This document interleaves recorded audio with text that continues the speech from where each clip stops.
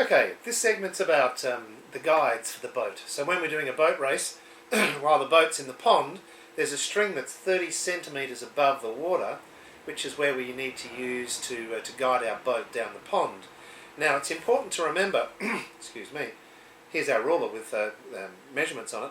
It's not 30 centimetres from the top of the boat, but from the water line. So we need to measure up 30 centimetres, and that's where the string will be, and that's where we need our guiding system. Quite often on the boats it's to have a guide both at the front and the back of the boat, and these will go up and then over the wire, and then use that as the guides to make sure that you can run along the boat pond properly. So the first thing is what are we going to use? Well, some of the things that we have around are, let me just zoom in a bit, I'm doing this by myself at the moment, so see how we go, is a coat hanger.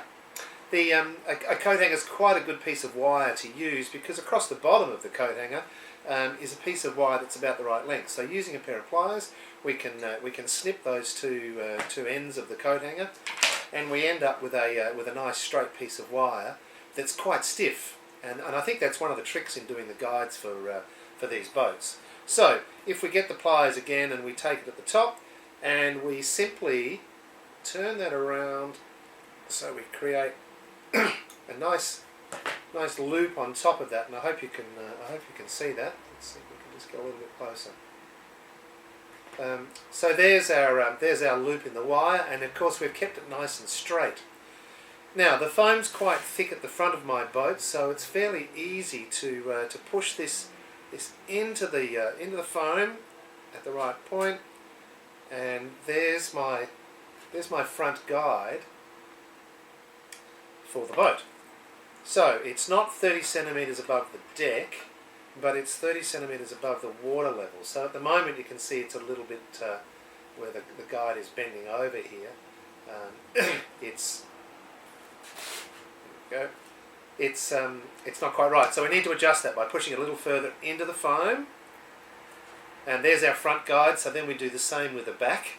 Now one of the things that happens with guides quite often is if they wobble, then they start rubbing on the string, and the friction of course slows your boat down.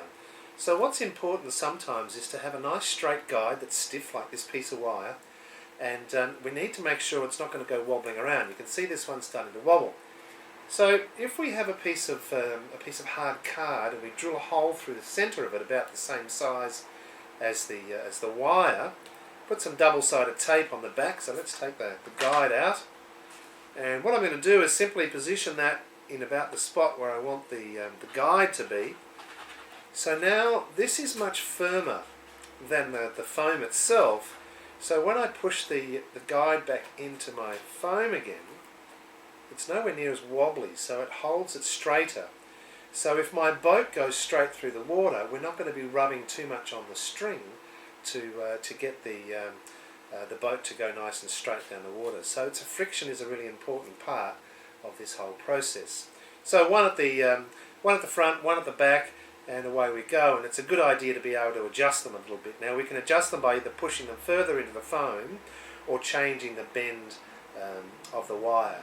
But by using a ruler, measuring the height that you want, and of course you want the string, let's pull this one out, you want the string to be coming through about the middle of your hook, not rubbing on the top and not down the bottom where it'll pop out and the boat will go off wherever it wants to, but you want it sitting nicely in the middle, so then the guide will act as a guide for your boat to be as fast as possible down the race.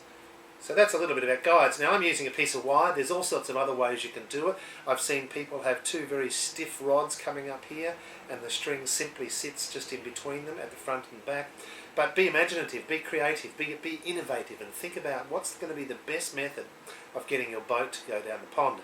Now one thing that's really important is to make sure that your boat goes as straight as possible. So depending on the shape that you've done for your boat, and also which way your propeller's going, because if the propeller's not quite straight and it's at an angle, it'll push the boat in a circle, and then we rely more on the guides to make it go down the pond, more friction, so the boat will be slower. So this whole setup now is really important. We've tested it in a tub just to see if it floats okay, but the next thing you need to do is to put it in a longer pool to see if it will actually go in a straight line. So maybe a bathtub at home or something like that, just to check that the boat will actually go in a straight line. Then the guides, and we should be in action.